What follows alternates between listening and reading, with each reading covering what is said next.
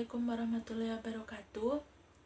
Kami dari kelompok 7 akan menjelaskan materi kami tentang Parikan, Purwakanti, Cangkriman, dan Wangsalan. Pun anggota dari kelompok 7 yang pertama ada Syifa Valeri dengan NPM 124. Yang kedua ada Ucok Nugroho dengan NPM 135. Yang ketiga ada Ferry Ferianto NPM 146, dan yang terakhir ada saya sendiri, Savitri Munawaro, NPM 157. Jadi di sini saya akan menjelaskan tentang parikan. Parikan disebut juga dengan pantun. Parikan terdiri atas sampiran dan isi. Ciri-ciri parikan: 1. Parikan bisa ditulis dengan 2 atau 4 garis. 2. Rumus akhir suku katanya ABAB. 3. Rima kalimat pertama harus sama dengan rima kalimat kedua. Selanjutnya macam-macam parikan. 1. Parikan 4 wanda plus 4 wanda X2. Contoh: titik blorok mana siji jare kapok malah dadi. Artinya ayam blorok beranak satu, katanya kapok malah menjadi. Yang kedua, parikan 4 wanda plus 6 wanda X2. Contohnya bisa menggambang ora bisa nyuling, bisa nyawang ora bisa nyanding. Artinya bisa bermain gambang, tidak bisa bermain suling, bisa memandang, tidak bisa bersanding. Yang selanjutnya, parikan 3 wanda plus 5 wanda X2. Contoh: bayamnya wis kuning-kuning, ayamnya yang wis nyanding. Artinya bayamnya sudah menguning, leganya jika sudah bersanding. Yang keempat, 4 wanda plus 8 wanda X2. Contoh: kembang kencur, ganda sedep, sanding sumur, kudu jujur yen kowe kepingin luhur. Artinya bunga kencur bau sedap dekat sumur, harus jujur bila kamu ingin luhur.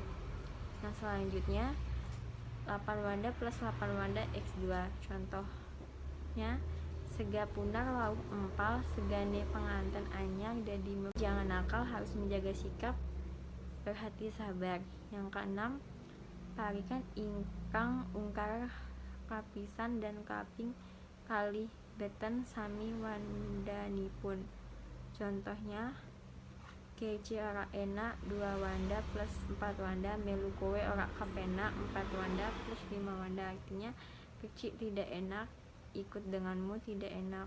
Yang kedua, peyek diremet-remet, ngenyek aja banget-banget. Baiklah, di sini saya akan menjelaskan bagian Purwakanti. Purwakanti secara bahasa, Purwakanti berasal dari dua suku kata, yaitu Purwa dan Kanti. Dalam bahasa Jawa, Purwa artinya awalan dan Kanti artinya mengulang. Dapat disimpulkan bahwa Purwakanti adalah mengulang atau mengikuti kata di awal atau kata sebelumnya. Dalam Purwakanti, penggunaan rima atau alunan bunyi yang sama dalam beberapa kata membuat pendengar lebih mudah menangkap maksud ucapan tersebut. Kemudian jenis-jenis Purwakanti ada 3. Yang pertama, Purwakanti Guru Swara, Purwakanti Guru Sastra. Yang ketiga, Purwakanti Guru Bahasa atau Lumaksita. Yang pertama, Purwakanti Guru Swara. Purwakanti Guru Swara adalah Purwakanti yang memiliki persamaan dalam bunyi huruf vokalnya. Persamaan bunyi huruf vokal dapat berubah huruf A, I, U, E, O. Contoh: ono catur mungkur, ono bapak nyimpang, ono bapang nyimpang. Yen gelem obah bakal mamah, anak polah bapak kepradah, ati bengkong oleh oncong. Kemudian yang kedua, Purwakanti Guru Sastra. Purwakanti Guru Sastra merupakan Purwakanti yang memiliki persamaan di setiap awalan kata. Purwakanti ini memiliki ciri khusus penggunaan huruf konsonan yang sama. Contohnya, sopo sing salah bakal seleh, sluman slumun slamet. Ya, terjadi pengulangan huruf konsonan yaitu pada huruf S. Senajan ora keris yen ora keras. Contoh lainnya lagi, durung acunduk acandak. Kemudian yang ketiga, Purwakanthi Guru Basa atau Lumaksita. Dinamakan Purwakanthi Lumaksita karena ada kata yang berpindah atau berulang. Artinya kata tersebut di depan sudah ada namun akan diulang kembali pada bagian selanjutnya. Contohnya, Asung bekti, bektine kawula marang Gusti. Bibis tasik, tasik madu wirna tirta. Terjadi pengulangan kata pada bagian tasik. Nemu kembang, kembang wangi, wangine gawe binger. Pandu suta, suta madyaning Pandhawa. Berikut sedikit ulasan tentang Purwakanthi. Terima kasih. Assalamualaikum warahmatullahi wabarakatuh. Menika kula ucap badhe ngandharaken babagan cangkriman. Di pengertian cangkriman menika pertanyaan yang harus dijawab, ditebak. Nah, niku menurut Prayitno dan Taufani dalam bukunya Hartatik 2011.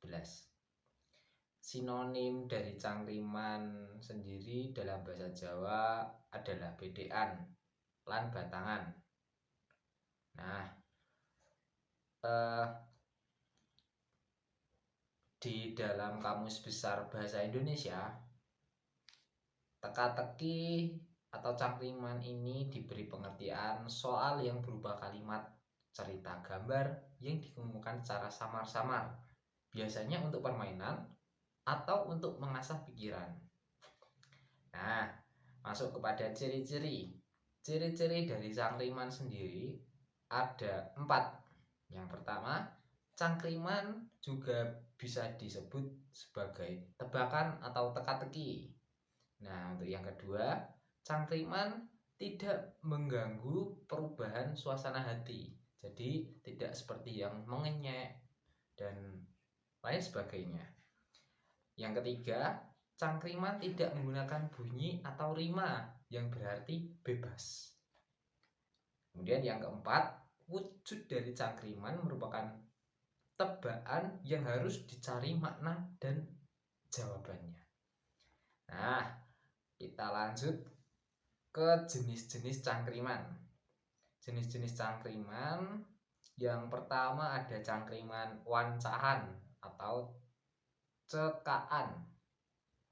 Cangkriman wancahan ini merupakan cangkriman yang tersusun dari kata-kata yang diwancah atau disingkat.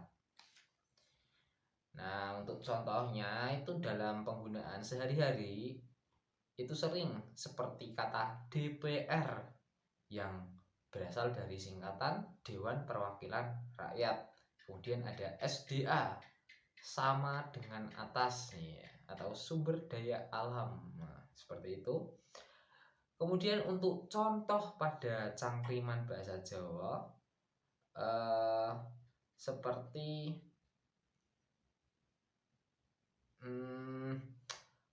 gerbong tulis. Nah, pager kobong, watune mendelis. Nah, yang bahasa Indonesianya berarti pagar terbakar, batunya menyembul atau kelihatan. Kemudian contoh yang kedua ada goang pelot, jagone ning lawang, cempene mencolot. Nah, kalau di bahasa Indonesia kan menjadi ayam jagonya di pintu, anak kambingnya melompat. Nah, seperti itu untuk contoh cangkriman wancahan. Kemudian yang kedua ada cangkriman blenderan atau plesetan. Nah, seperti artinya plesetan. Cangkriman blenderan adalah cangkriman yang mengandung plesetan. Jadi pernyataan ini dalam cangkriman ini bisa membuat bingung apabila salah membacanya. Nah, contoh dari cangkriman blenderan seperti berikut. Tulisane Arab, macane saka endi? Macane saka endi? Jawabannya adalah saka alas. Nah, maksudnya di sini adalah tulisannya bahasa Arab, macannya dari mana? Nah, itu yang dimaksudkan artinya. Nek dalam bahasa Indonesia kan kalau salah memplesetkan itu tulisannya bahasa Arab dibacanya dari mana. Tapi macan di sini itu dalam bahasa Jawa artinya hewan. Macane saka ngendi? Macane ya saka alas lah. Ya, seperti itu. Kemudian contoh yang kedua itu ada eh, wong wudunen kuwi sugih pari. Wangsulane paringisan. Nek bahasa Indonesianya itu seperti ini. Orang bisulan itu seperti padi. Jawabannya meringis kesakitan. Nah, paringisan itu nek dalam bahasa Indonesia itu merintih kesakitan. Tapi meringis ini meringis kesakitan. Kemudian masuk ke jenis cangkriman yang ketiga, yaitu ada cangkriman pepindahan atau irip-iriban. Cangkriman pepindahan atau irip-iriban ini adalah cangkriman yang berwujud kalimat yang mirip dengan apa adanya. Dengan apa adanya. Dengan keadaannya. Nah, keadaan itu seperti bentuknya secara fisik ya ini. Seperti contohnya, sego sekepel dirubung tinggi. Sego sekepel dirubung tinggi-tinggi kayak rengit ya. Wangsalane salah. Nasi sekepal dikerubungi kutu kasur. Jawabannya salah. Nah, seperti putih terus ada hitam-hitamnya kecil-kecil itu yang diartikan kulit salah. Nah, contoh kedua, pitik walik sobo kebon. Nah, wangsalane apa ayo? Nanas. Lho kok iso? Dalam bahasa Indonesia itu diartikan ayam terbalik ada di kebun. Jawabannya nanas. Ayam terbalik itu apa? Ayam yang bunyinya terbalik itu loh, kayak sulak. Nah, itu kan yang di kebun. Itu kan nanas itu kan durinya mencolat-mencolat itu ya kayak pitik walik. Nah, seperti itu. Ya, lanjut saja. Kita ke jenis cangkriman yang keempat. Nah, itu ada cangkriman wantah. Cangkriman wantah adalah cangkriman yang mengandung makna sesungguhnya atau apa adanya. Nah, bedanya sama yang tadi, kalau yang tadi itu sesuai dengan apa keadaannya. Jadi fisik yang dilihat itu bentuk atau fisik. Nah, yang keempat itu yang dilihat itu makna apa adanya. Jadi kiasan sebenarnya.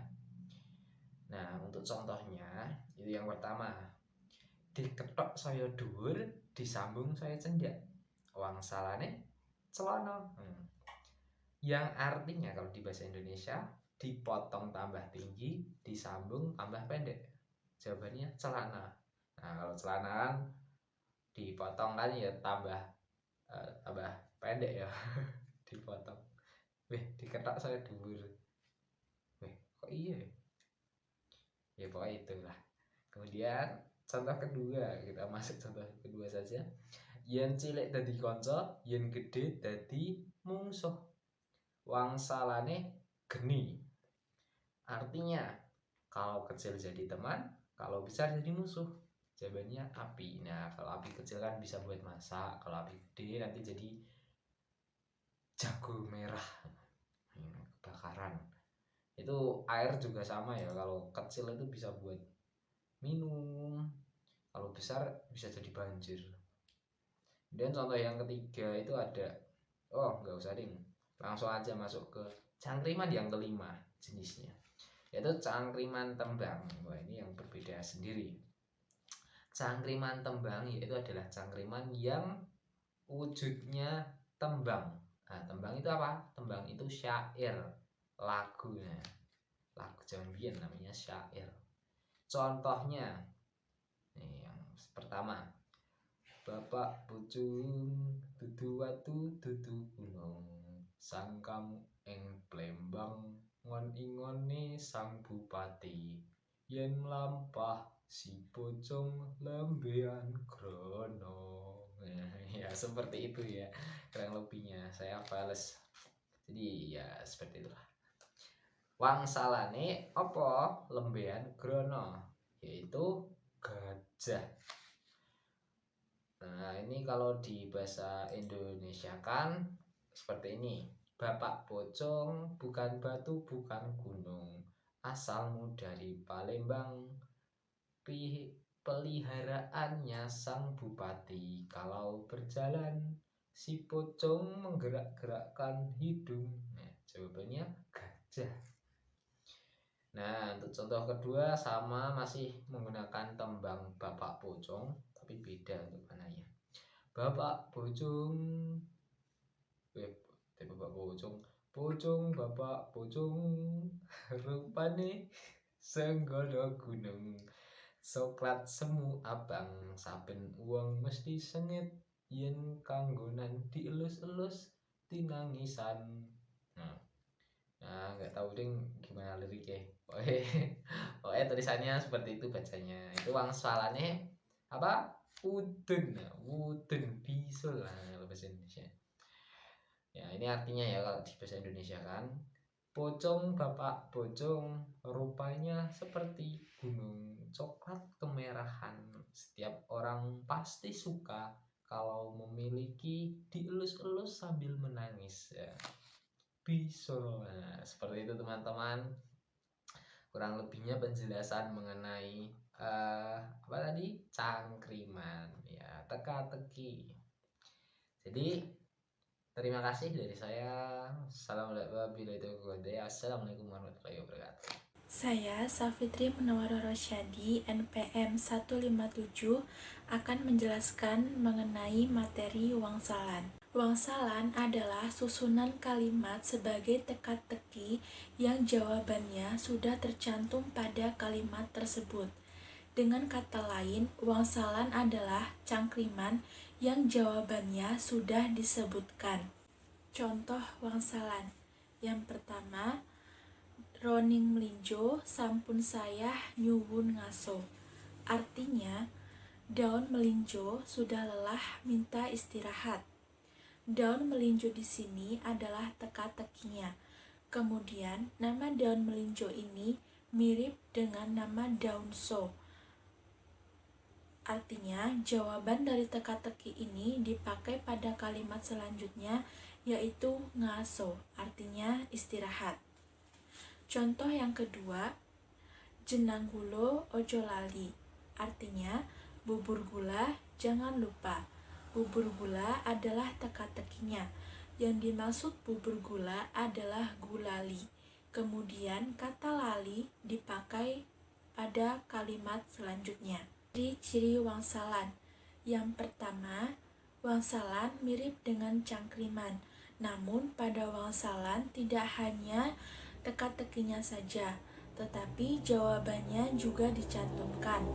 Yang kedua, walaupun jawabannya sudah tertera, namun bentuknya tidak secara terang-terangan menjelaskan jawaban tersebut. Dan yang ketiga, jawaban pada wangsalan disampaikan secara tersembunyi atau disandikan. Misalnya saja, jawaban itu hanya memuat satu suku kata atau lebih sehingga bunyinya mirip dengan kata yang menjadi jawabannya. Jenis-jenis wangsalan dan contohnya. Menurut Padma Sukjo, wangsalan dibedakan menjadi 5 jenis, yaitu wangsalan lamba, wangsalan rangkep, wangsalan memet, wangsalan padinan, dan wangsalan edipeni. Yang pertama adalah wangsalan lamba. Wangsalan lamba terdiri dari 1 baris, 4 suku kata teka-teki, dan 8 suku kata mengandung jawaban.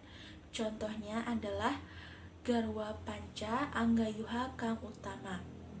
Artinya, istri 5 raihlah kebahagiaan. Teka-teki dalam kalimat ini adalah panca yang berarti 5. Kemudian kata ma dipakai dalam kata selanjutnya yaitu utama. Yang kedua, wangsalan rangkep. Wangsalan rangkep terdiri dari 2 baris. Dengan baris pertama adalah 4 suku kata teka-teki pertama dan 8 suku kata teka-teki terakhir. Kemudian baris kedua 4 suku kata jawaban pertama dan 8 suku kata jawaban terakhir. Contoh wangsalan rangkep. Ular kembang, kang selo panglawet ganda, Nora betah yang nganti tekan pisahan. Artinya, ulat mengapung di air, batu penggilas obat atau jamu, tidak tahan jikalau sampai selesai. 4 suku kata teka-teki baris pertama yang dimaksud ular mengapung di atas air itu adalah lintah. Kemudian tah dipakai pada bagian betah, yaitu Nora betah. 8 suku kata baris pertama yang dimaksud batu penggilas obat atau jamu, yaitu nama pipisan, dan kemudian san dipakai pada pungkasan. Yang ketiga, wangsalan memet. Wangsalan memet adalah wangsalan yang rumit, karena teka-teki pada wangsalan ini harus diproses melalui 2 tahapan. Contohnya, ular kembang yang trimo alon-alonan. Artinya, ulat mengapung di air. Jika terima, pelan-pelan. Maksud dengan ular kembang adalah lintah. Namun, kata lintah tidak langsung disebutkan seperti pada contoh wangsalan sebelumnya.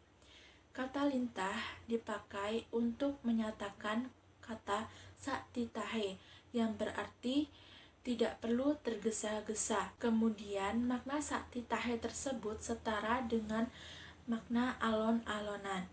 Jadi tidak langsung dipakai pada kalimat jawab, melainkan harus diolah lagi sebelum disebutkan jawabannya.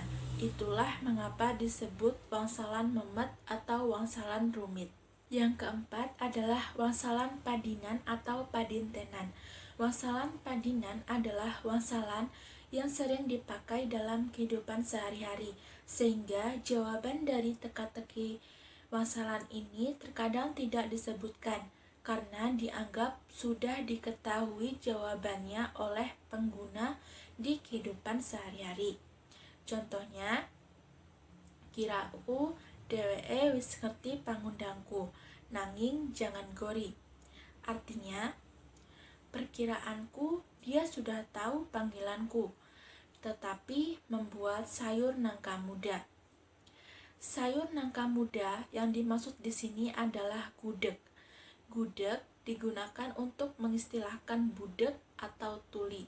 Sehingga maksud lengkap dari kalimat tersebut adalah, menurut saya dia sudah tahu saya panggil, tetapi dia pura-pura tuli atau tidak mendengarkan. Yang kelima adalah wangsalan edipeni atau wangsalan indah.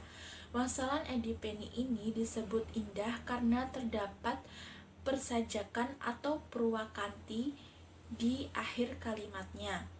Contohnya, kulik pria, priyagung anjani putra, tuhu eman wong enom wedi kangelan. Artinya, bekerja dengan kesungguhan, pria, orang bermartabat, anjani putra. Sungguh disayangkan, orang muda takut kesulitan. Segi keindahan dari wangsalan tersebut adalah adanya pengulangan kata pria dan priyagung. Juga pengulangan vokal O pada pria dan anjani putra, dan pengulangan kata an pada eman dan kangelan. Kulik pria berarti kesungguhan seorang pria dalam bekerja merupakan teka-tekinya. Dengan jawabannya adalah tuhu yang berarti bersungguh-sungguh. Kemudian dipakai pada bagian tuhu eman. Priyagung anjani putra berarti orang bermartabat anjani putra. Anjani putra sendiri memiliki arti putra dari Dewi Anjani, sehingga siapakah putra dari Dewi Anjani tersebut merupakan teka-tekinya. Dengan jawabannya adalah Anoman. Kemudian Anoman dipakai pada bagian wong enom, yaitu pada nom. Nah, maksud dari wangsalan tersebut adalah sungguh disayangkan anak muda zaman sekarang tidak mau hidup sulit. Perbedaan dari parikan, purwakanti, cangkriman, dan wangsalan. Parikan dalam bahasa Indonesia disebut juga dengan pantun. Parikan terdiri atas sampiran dan isi. Yang kedua, purwakanti. Purwakanti disebut juga dengan sajak. Purwakanti adalah mengulang atau mengikuti kata yang ada di awal atau kata sebelumnya. Kemudian ada cangkriman. Cangkriman adalah pertanyaan atau teka-teki yang harus dijawab atau ditebak. Yang terakhir ada wangsalan. Wangsalan adalah susunan kalimat sebagai teka-teki, tetapi jawabannya sudah tercantum pula pada kalimat tersebut. Fungsi parikan. Yang 1. Digunakan masyarakat Jawa dalam berbagai hal seperti sebagai sindiran, ekspresi kesedihan, kontrol sosial, hingga sebagai nasihat pendidikan. Yang kedua, biasanya dijadikan hiburan tersendiri, yaitu lewat kata-katanya yang enak didengar. Yang ketiga, digunakan untuk menggambarkan atau mengkritik perilaku anggota masyarakat, pemimpin negara, dan realitas sosial keadaan masyarakat. Yang keempat, biasanya digunakan untuk menyatakan atau menyampaikan perasaan kepada orang lain. Di sini saya akan menjelaskan bagian fungsi Purwakanti. Fungsi Purwakanti yang pertama, Purwakanti digunakan untuk membuat paribasa dan pantun yang berisi petuah kehidupan. Kemudian yang kedua, jika menggunakan rima dalam Purwakanti, maka pemberian petuah sekaligus sindiran dapat dilakukan secara bersama-sama atau hanya sebagai bahan candaan saja. Yang ketiga, dengan menggunakan Purwakanti, maka para pendengar akan lebih mudah menangkap maksud dari sebuah ungkapan. Fungsi atau penggunaan wangsalan. Fungsi atau penggunaan dari wangsalan diantaranya adalah: yang pertama, wangsalan dapat digunakan sebagai teka-teki murni. Yang kedua, wangsalan juga digunakan dalam lagu-lagu tertentu dengan tujuan untuk menyampaikan nilai dan moral tertentu. Yang ketiga, wangsalan dapat digunakan untuk menyindir atau memberi nasihat kepada seseorang. Yang demikian cocok dengan karakter orang Jawa yang tidak menyampaikan sesuatu secara langsung. Yang keempat, wangsalan biasanya juga dipakai dalam pertunjukan wayang, yaitu ketika dalang meminta sebuah gending untuk dimainkan atau biasa disebut dengan sasmita. Nah, untuk selanjutnya ada fungsi dan penggunaan cangkriman dalam kehidupan sehari-hari. Nah, itu biasanya penerapannya ada 4. Yang pertama itu diterapkan sebagai games atau permainan yang bisa menjadi hiburan. Kalau secara formalnya itu biasa digunakan untuk ice breaking. Nah, yang kedua itu permainan ini mendidik. Permainan bisa dipakai sebagai sarana pendidikan untuk menajamkan otak, karena dalam permainannya seseorang diminta berpikir secara spontan. Kemudian yang ketiga itu fungsinya biasa pada penggunaan pementasan wayang. Cangkriman dimanfaatkan sebagai sayembara. Sayembara menyampaikan sesuatu secara langsung.